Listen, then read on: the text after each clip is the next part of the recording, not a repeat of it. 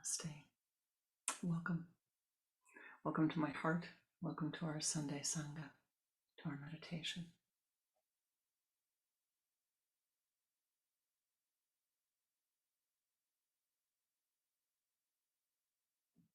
Once upon a yogi time, in the ever-present now in Mother India, there lived a man.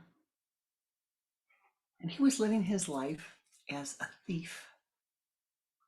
He was good at what he did. He never got caught. He stole very efficiently, enough to live quite well, if you will. Every once in a while, though, he'd have to kind of leave where he was and go to a new place because people would begin to get suspicious about how much wealth he had acquired and where it came from. One day, somebody caught him and he had to run. So he ran really quickly, turned down this lane. What am I going to do? What am I going to do? What am I going to do? And he sees hanging outside on the clothes hanger, a sari. He takes it and he wraps it around himself, pulls the head down really tight, and shuffles through the night. Shuffles, shuffles, shuffles. And finds his way to a temple and lays down upon the stairs. Morning comes. Ma, ma, ma. He's looking around, getting ready to take his hat off. Oh no, he's got a sari on. They think he's a ma. They think he's a mother. They think he's the mother, the divine mother. And so, yes, how can I help you?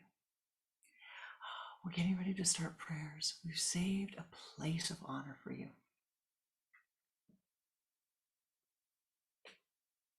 He shuffles into the temple and scoots to the back. They want him in the front. No, I'll stay back here. Scoots to the back. I can hide very well back there. Took his glasses off, hiding very well. Unlike me. The service goes on, the puja goes on, the prayers go on, the offerings go on. Everybody leaves the temple. But the old thief, now disguised as a woman, and the Swamis. Now the prasad has been left there for God, not for the Swamis, for God. They gather the food, they gather the money, and they divide it between the two of them. Ooh, this mango looks ripe. I think I'm going to take this mango for lunch. Ooh, that rice looks really good. I think I'll take that rice. Those foolish people. They come thinking we're giving to the gods, but no. Well, the thief heard them. And he shuffles outside and he says to all the people, be gone, be gone. These priests, they don't care for you. They don't care for you at all. They've taken your offerings from the gods and they've divided it up like spoils. They don't care for you. Oh, Mother, what should we do? What should we do? Oh, you should tune only to the divine, only to the divine, only to the divine. In every form that you see, only to the divine Mother in all of her forms, to the divine in all of his forms. Yes, ma, yes, ma, yes, ma. They go, off they go. And she sits and outside the temple, and pretty soon people start bringing her offerings. Pretty soon people start bringing him offerings. Pretty soon people start bringing this soul, the thief, offerings. And he's kind of trapped. He doesn't really know what to do. He's the only clothes he has are the sari that he's wearing, and and he doesn't really know what to do. So he stays day after day after day, and he begins to pray to the Divine Mother. Now he's praying first as Saraswati, then he prays as Lakshmi. And he goes through every form of the divine, praying, praying, praying, offering his insights, asking for insights, and helping anybody who came, helping anybody who came. You see, he was kind of afraid because they kept asking him, and he knew that now that they recognized him, he only had one sari, they were going to recognize wherever he went. So the Swamis kept cheating the people kept going to the old thief. One day, the time comes. And into the temple storms the god.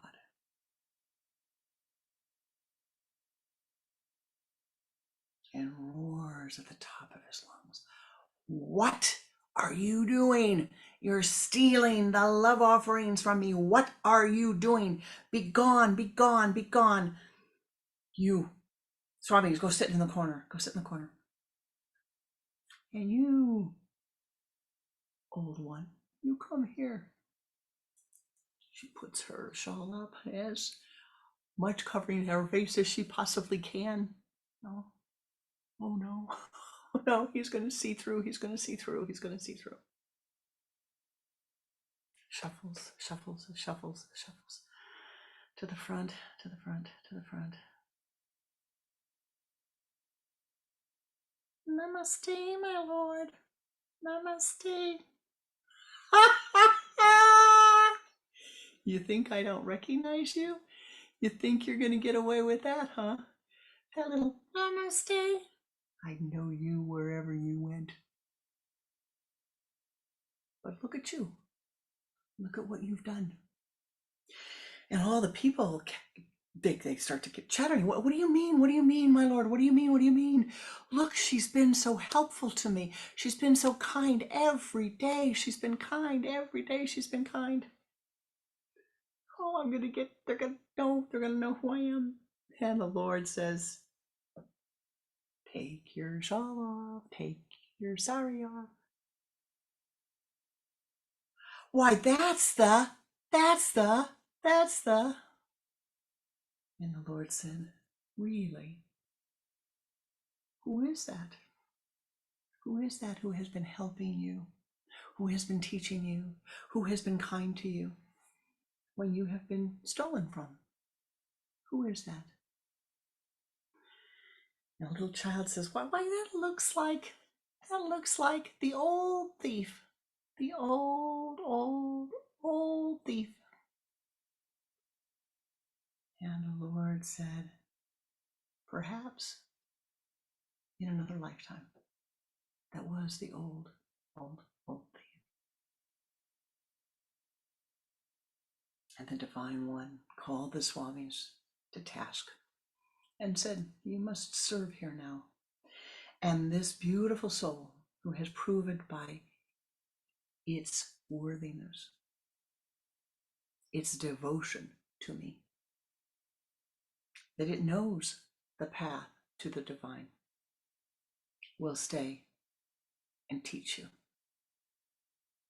And this is the story of how the thief became an old woman in a sari, became the head Swami of the temple, became the head teacher, became the servant of the people of the town. And from that time forward, all the offerings, a small amount was left for the god, and the rest were given to the people who were in need of food. The money, a small amount was kept to keep the temple. The rest were given to the people in need, to fill their needs, to help them. All right. Who are you? Are you the thief?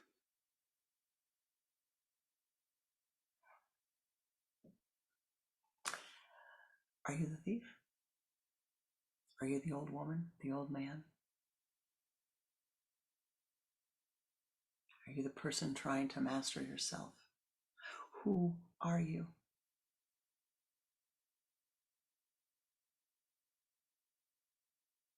Once upon another yogi time, there was a prince.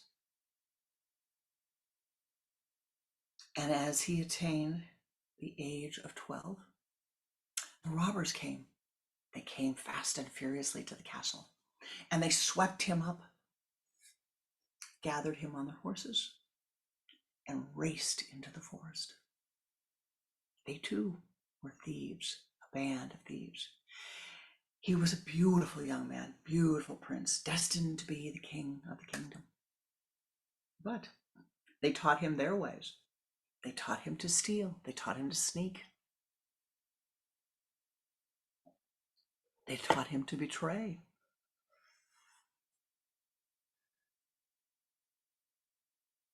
And his name was Nada, no thing. For 12 years, they kept him. And he grew more and more and more and more and more like a thief. And he forgot.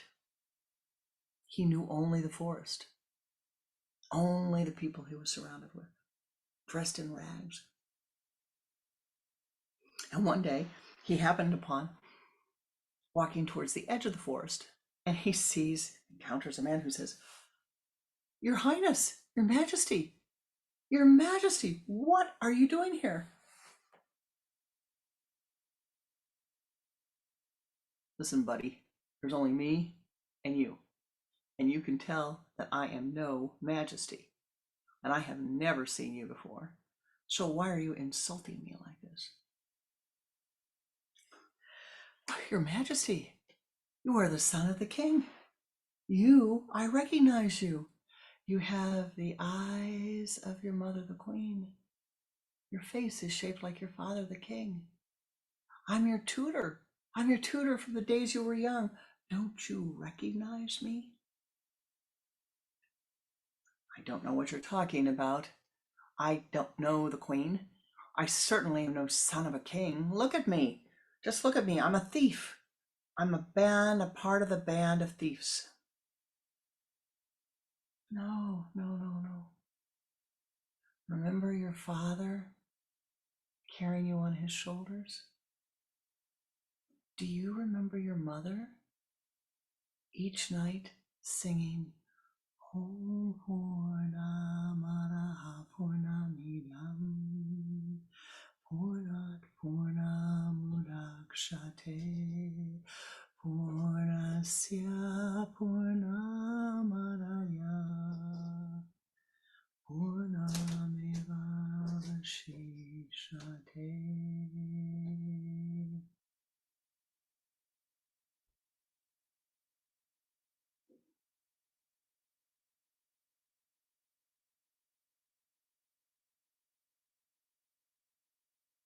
"Yes, sir, I do. I do remember. I can see my mother and hear her voice. And yes, I see now that why I must be who you say I am. How did I get like this? How did I forget like this? What happened to me that I got like this, that I forgot like this?" And as they left the forest, the teacher and the prince, and walked the long path back to the palace, the teacher told the prince that he had been kidnapped when he was a young boy and thought lost forever in time. And he had been trained by others. He had become like those who kidnapped him, who captured him, who took him, and he could no longer remember who he was. Who are you? Who are you? Are you the prince or the princess or the queen? Who are you that was captured? Who are you that has been taken? That has been taken and your identity stolen from you.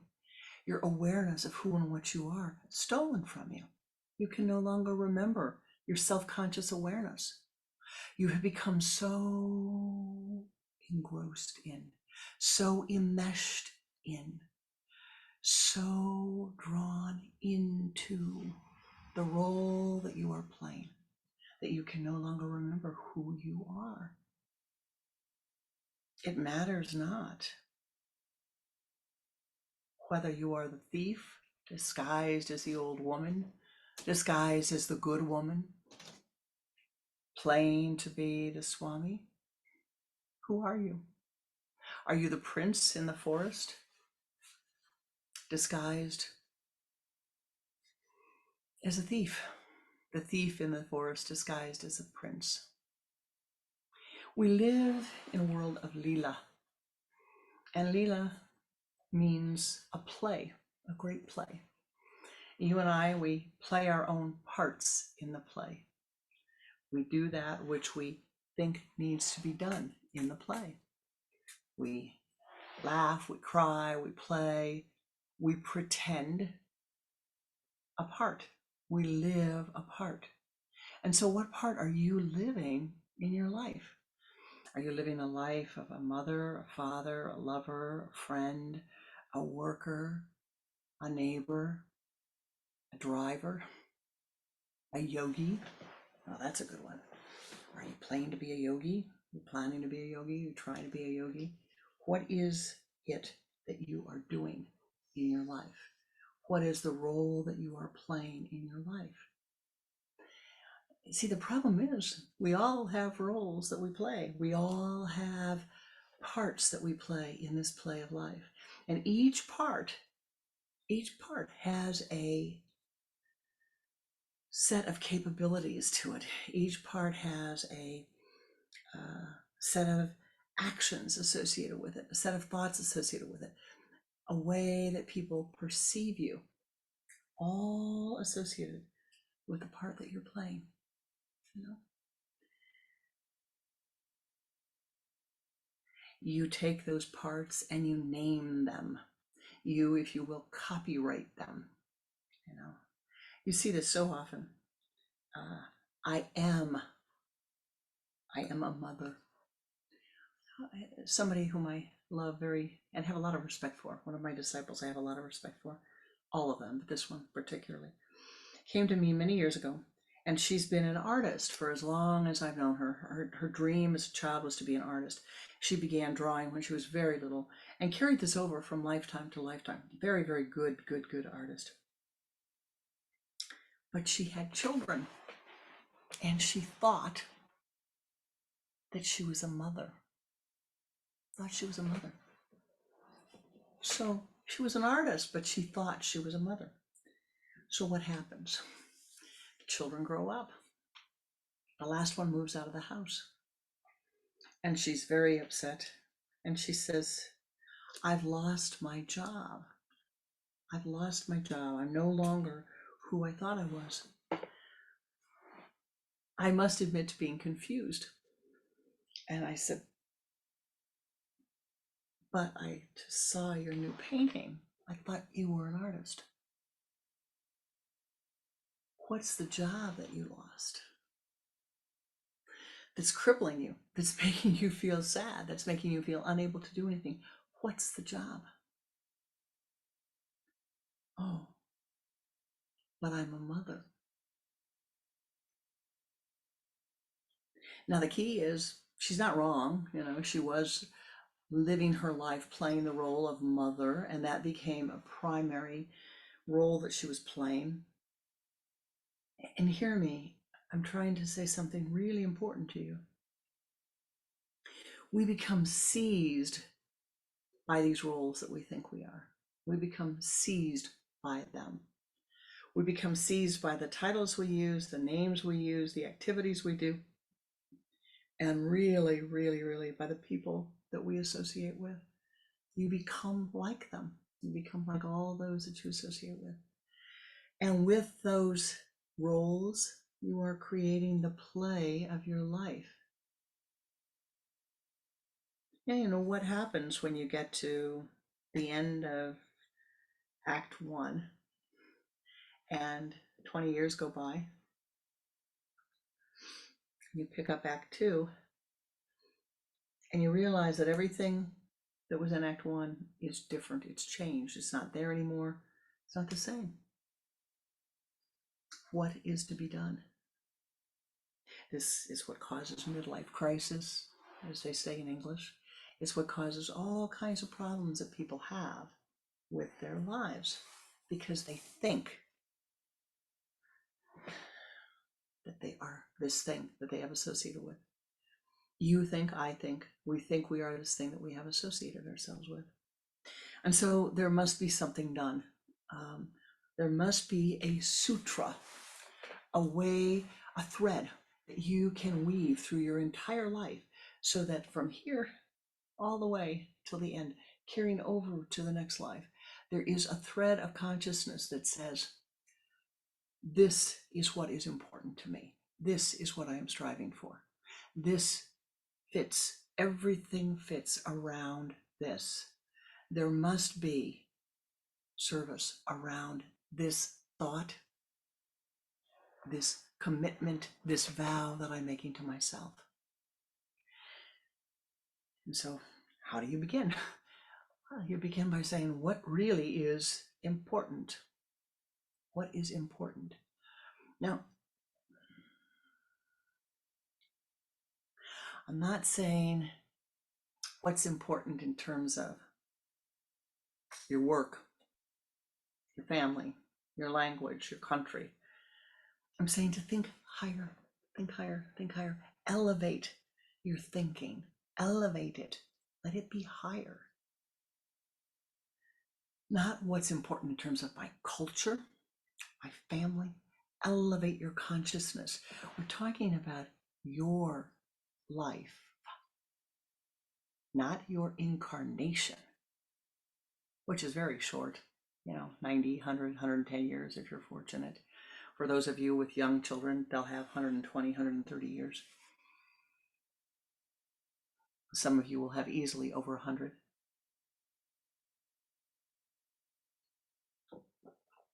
But in the annals of time, that's not your life. You are immortal. What is it that you can attune to, again and again and again and again and again? My guru, Swami Kriyananda, kept it very simple. He always said, just be happy. Just be happy. It's a great thought, and I practiced it for many years, and I did end up happy. I have ended up happy. But I have to tell you that along the way, you have to figure out, what does it mean to be happy? What does it mean to you to be happy?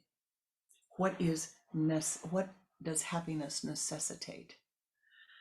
I would say the first thing it necessitates is a calm and peaceful mind. And a calm and peaceful mind comes from having a calm and peaceful environment, associating with people who are calm and peaceful. Not always easy. So try a little experiment. Make a vow to yourself, if you will. Short vow, short period of time. Don't do it for long. Short. Maybe 2 minutes. And vow for that 2 minutes that you will not think a thought or speak a word that is going to add to the suffering of life.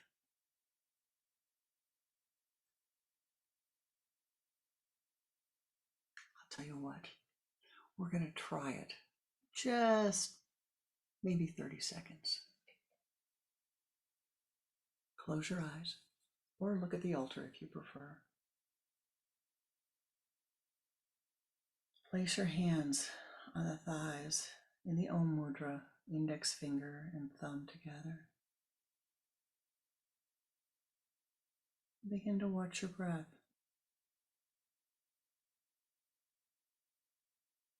Just watch the inhalation and the exhalation.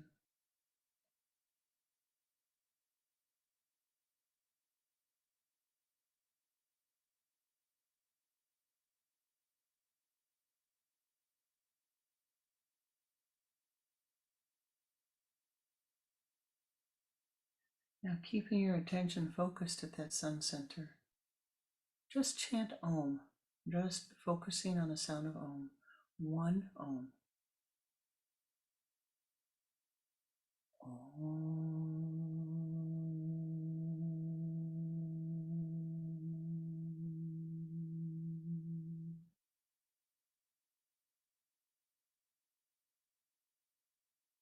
Inhaling again and chant Om.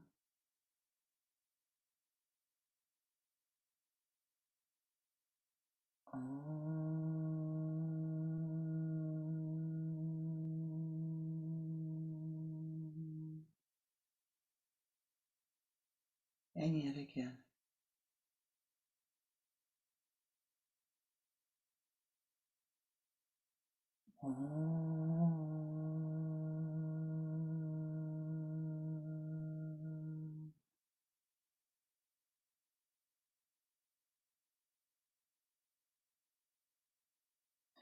Now pay attention to any thoughts that have risen in your mind. And as a thought rises, simply, softly, silently say, Neti, Neti, Neti. I am not this thought. I'm not thinking this thought. I am not thought. Just simply repeat the Sanskrit, Neti, Neti, Neti, when a thought arises.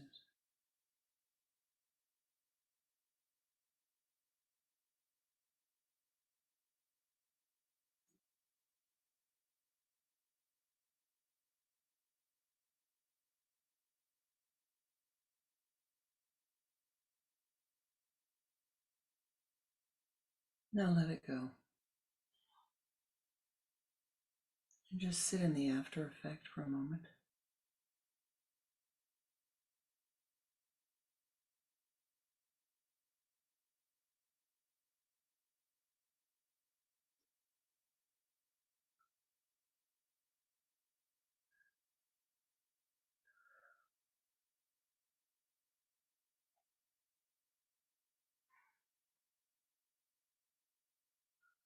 Now what happened? What happened for you? What happened when you turned inward? Don't tell me, tell yourself. Were you aware when you were chanting the Om? Were there other thoughts hovering around the edge? How close were you able to come to just simply chanting Om?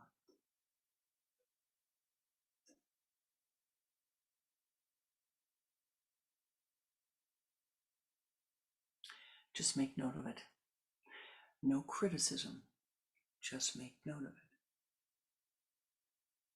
Now, I suggested that you take a vow to yourself for a very short time to think no thought, to speak no words that is going to bring harm into the world.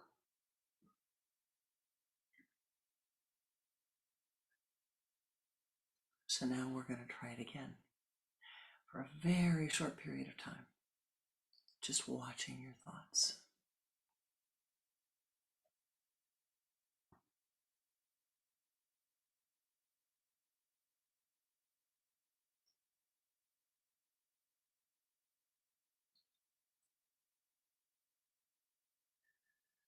Focus the attention at the sun center and allow the mind. Any thought that's critical, neti, neti, neti. Transform that into a positive thought.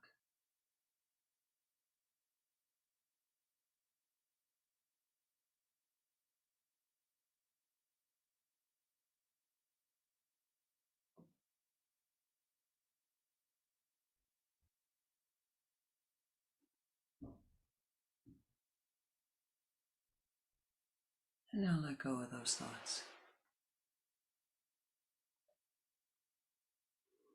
And again, ask yourself, what did you do?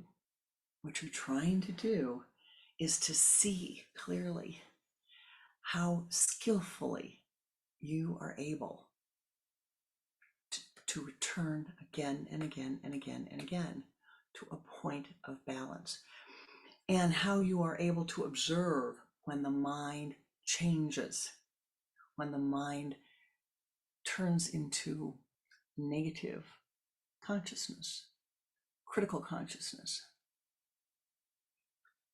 Because what I ask you to do is to take just a moment and think no thought that's going to add to the chaos or confusion of the world. Not easily done, but vital, vital in your spiritual practice. Very vital, not easily done.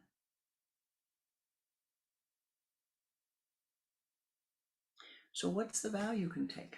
Well, the vow you can take to make a coherent whole out of the play of your life, out of the Lila of your life, so that you have a well-written play at the end of your life.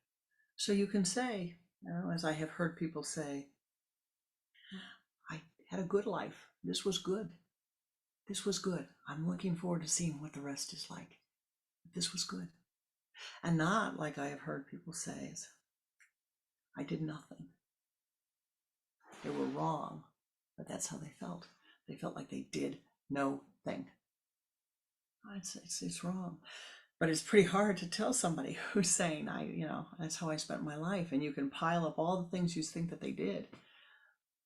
But it's what they view that's important, not what you view.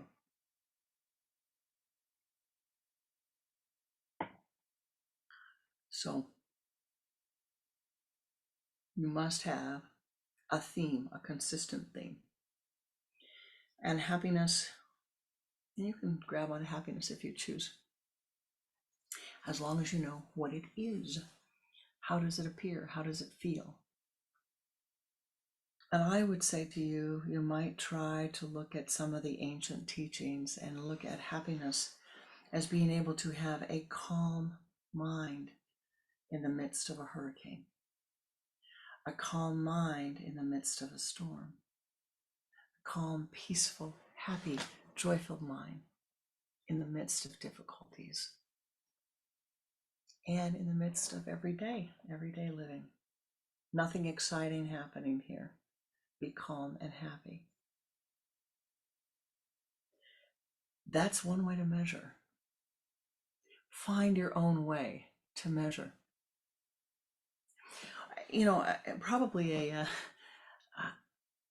a very pragmatic way is to go to another story, but very short one. A fellow came to Pranananda a number of decades ago, and he said he wanted a mantra to become rich. And Pranananda said, well, okay, but have you studied anybody who you think is wealthy? Nah. Have you read any books on wealth? No. You try to take a lesson from somebody asking about money management or financial management or how to gain wealth? No. Have you gone out and gotten a job to try to bring earth prana into your life? Yeah. What have you done? Well, I came to study with you and I came to get a mantra. Kriya was a torrent, and he said, well, all right, but how much is wealth to you? How much does it mean to be rich to you? The guy said, well, I think probably if I had $100, I'd feel like I was rich. Now, even in that time, $100 wasn't very much money. And Pranananda asked the questions all over again. Do you know anybody who has that? Do you know how they got it? Have you gone to them? Have you talked to them? Have you asked them? And the answer was repeatedly, no, no, no, no, no. Kriya gave him the mantra. But the answer is that, whether the fellow, I never saw the man again. I don't know if he actually ever practiced the mantra, if he ever gained the wealth he was looking for. But it's the same way with happiness. No, you use the example of the dollar bill wealth because you can say, well, have you ever looked at anybody who did that? And so I would say to you with happiness, do you know anybody who's happy? Do you know anybody who's content? Do you know anybody who's living their life the way that you'd like to live it? Do you know anybody that knows how to be calm in the midst of the storm? Who is loving and kind and compassionate? Do you know any ways to become like that? And lay them out and then do them. Incorporate them into your life. So you know, oh yes, if this happened, I would be happy. And I would suggest to you that instead of saying, if this happens, I would be happy, that you say, well, I'm going to be happy if this happens or not. I'm going to learn that state of being able to be content, peace-filled, regardless of what happens in life. So that it will not matter to you if your role as a mother, if your job as a chief executive of a international Fortune 500 company leaves. I had many blessings have had many blessings through my life, but one of the greatest of them was the opportunity to have an up-close personal view of corporate life and seeing how people who were in positions that looked as if they were of great power, a little bit of time, and the way they acted, you would have thought it was an eternity. Karma came, gone. The next person comes up, oh, they've got power, little more time, gone. Again and again and again and again. It's ephemeral. It doesn't last. And so all these roles that we have, whether it is the mother, the father, the friend, the brother, the sister, they leave. Be happy. Learn to be happy. Learn to be content, regardless of whether that role is something that you are playing in your life at this time. Your role in scene one, act one, scene one of your life is different than the last act of your life. Find the thread. As I said, Pranananda said, be happy. Maybe the answer is meditate, meditate, meditate, meditate, meditate, meditate, meditate, meditate. But for you, remember, you are the author. You are the maker. You are Aham Brahmasmi. So whenever something in your play isn't going right, you have to ask yourself,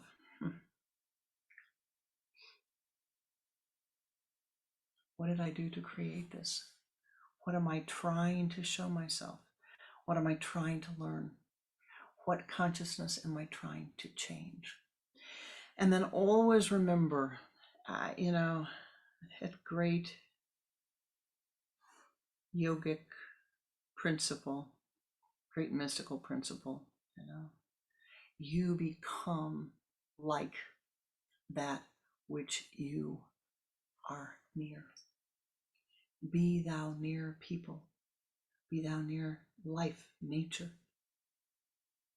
States of consciousness that are going to lift you, improve your life, improve your horizon of awareness, improve your capacity for wisdom, for compassion, for nonviolence, and let go of and stay away from those things which will not.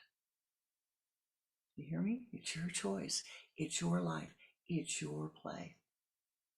No one can write it but you. And all of us who are part of it, we come with joy, we come with happiness, we come with gratitude. Some of us are here for just or less. Others are here for longer periods of time. And will come in later scenes again and again and again.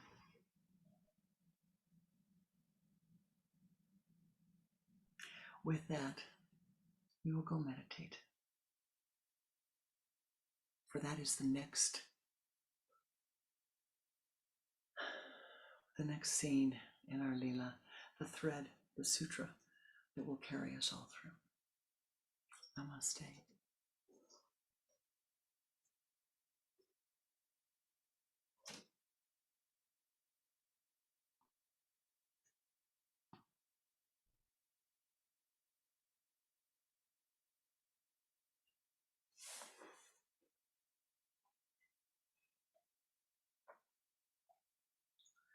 So with your spine erect and turn your head to the left, exhaling twice.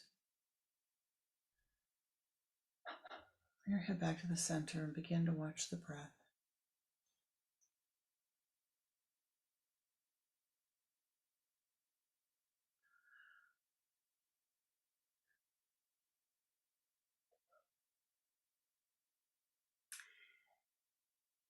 Inhaling like a sipping breath. Pull the energy from the limbs to the trunk.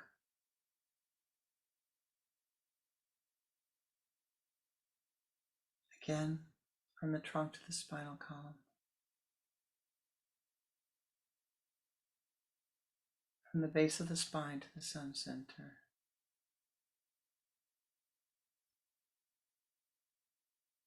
Move that energy as a golden ball of light out in front of you. Sweep around to the left, behind you to the right, encasing your body in golden light. And do this 2 more times. Expand that golden light.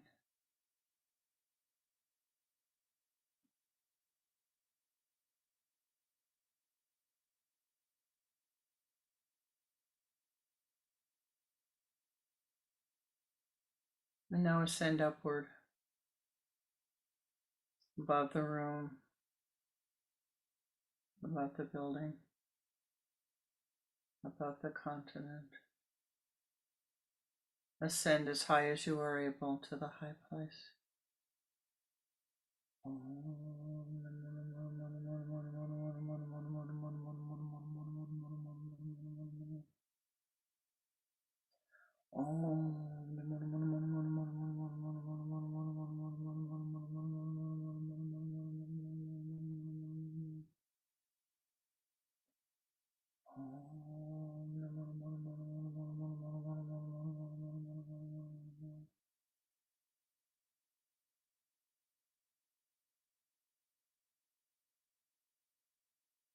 As you ascend to the high meditation place, you see in front of you a path. Step upon the path. It ascends through a meadow, teeming with life.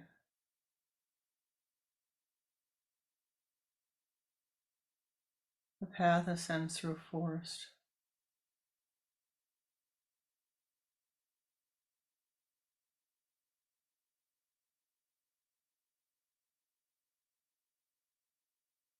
Halfway up the mountain, you come to a clearing.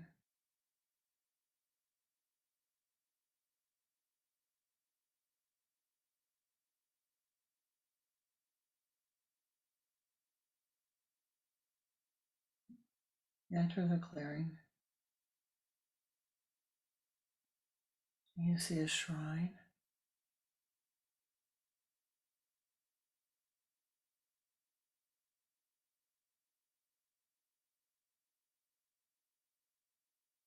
The shrine is perfect for you. It is filled with light, the color of healing for you.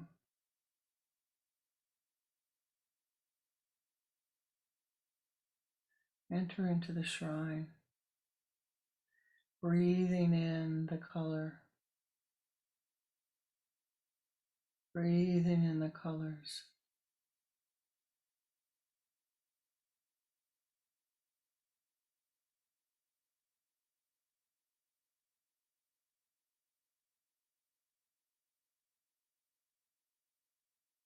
Walk towards the back of the shrine, into the pool of light.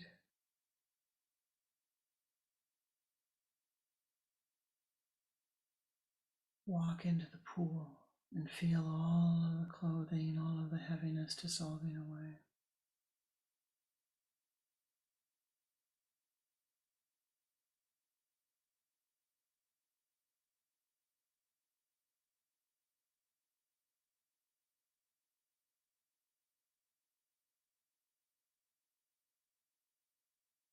Walk towards the waterfall of light.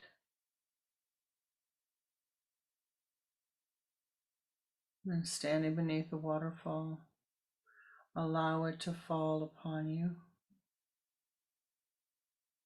pouring down your crown center, filling every cell of your being.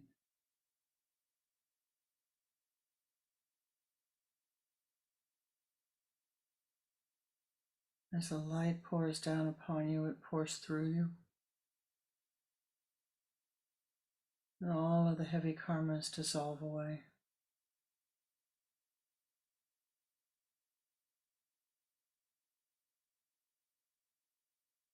The difficult karmas dissolve away.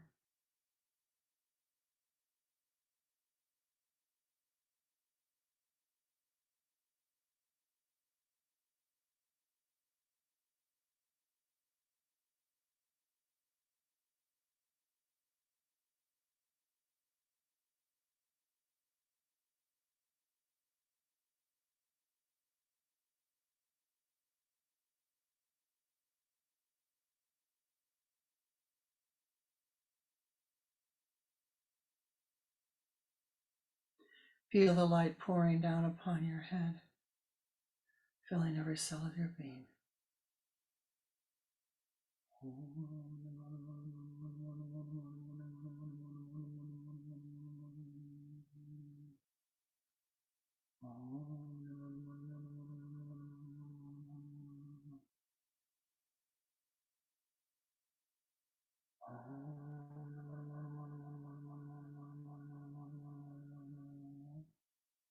As the light pours down upon you and fills your being, your body begins to ascend slightly above the pool. And you walk forth from the water of light.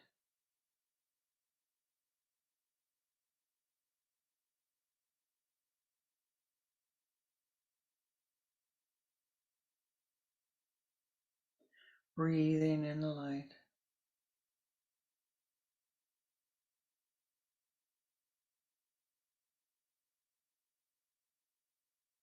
Feeling your being clothed in new clothing. All the difficulties let go.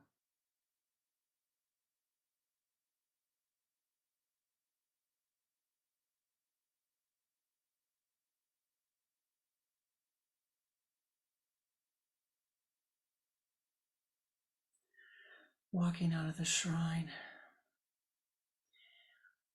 Return now to your high place of meditation.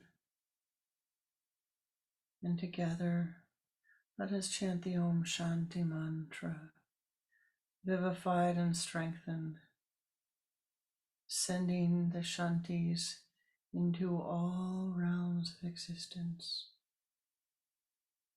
That harmony be present for all. Om Shanti,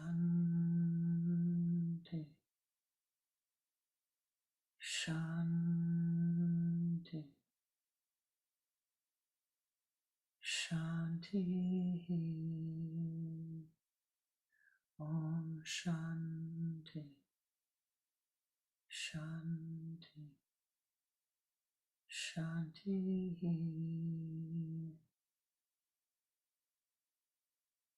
Om Shanti, Shanti, Shanti. Om.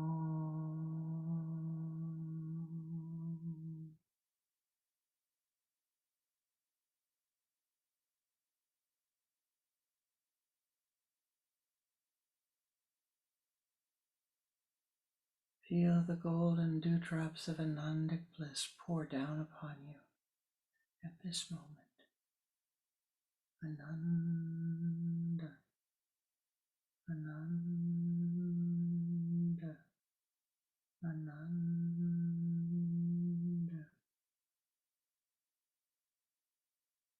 Ananda, Ananda, Ananda, Ananda,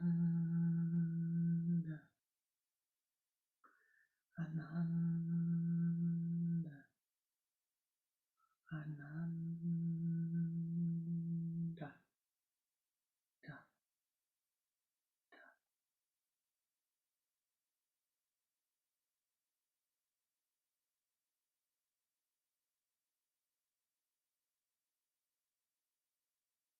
be thou blessed, be thou blessed, be thou triply blessed. The blessings of the divine ones pour forth upon thee. The blessings of your Lord pour forth upon thee and fill every cell of thy being. That all that you need be yours with ease and harmony. That which you need for your highest good flow into your life with ease, with harmony. Om Shanti, Shanti, Shanti.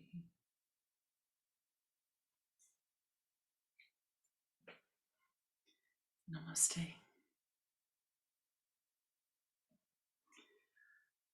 Namaskar. I thank you for the blessings of your presence. It's good to see your faces.